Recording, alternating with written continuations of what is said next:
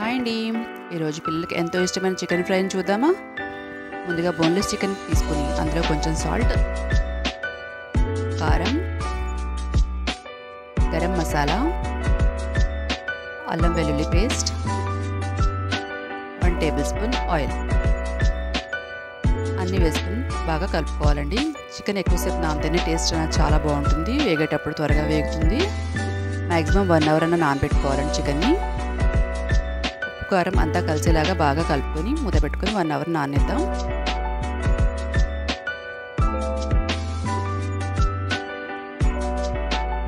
Hour తర్వాత fry చేసుకునే ముందు 2 టేబుల్ స్పూన్ ఓట్స్ వేసుకోవాలండి. ఓట్స్ ఫ్రై చేసుకునే ముందు వేసుకుంటేనే క్రిస్పీగా ఉంటుంది. అందుకే ఫ్రై చేసుకునే ముందు వేసుకుంటున్నాను. 2 టేబుల్ స్పూన్ కార్న్ఫ్లోర్ వేసుకోవాలి.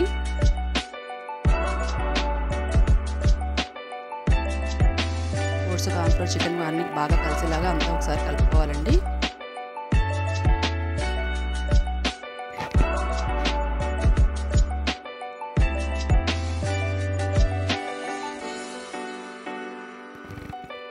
అంతా బాగా కలుపుకొని ఆయిల్లో ఫ్రై చేసుకోవడమే. చికెన్ నానబెట్టుకోవడానికి టైం పడుతుందండి. ఫ్రై చేసుకోవడానికి ఎక్కువసేపు పట్టదు.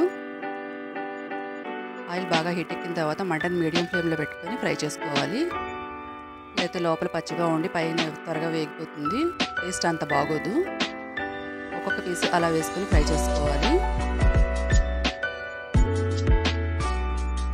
లోన జ్యూసీగా పైన క్రిస్పీగా టేస్ట్ చాలా బాగుందండి చికెన్. అన్నీ మన ఇంట్లో ఉండే మసాలాలే కాబట్టి ఈజీగా చేసేసుకోవచ్చు. ఫుడ్ కలర్ కూడా ఏం వేయలేదండి, ఎందుకంటే హెల్త్కి అంత మంచిది కాదు కదా.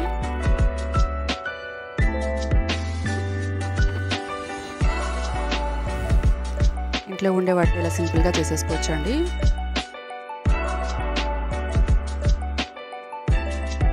ఓట్స్ వేసాం కాబట్టి చాలా క్రిస్పీగా చాలా బాగున్నాయి. పిల్లలు అయితే చాలా బాగా ఎంజాయ్ చేస్తారు. మీరు కూడా ఒకసారి ట్రై చేసి చూడండి.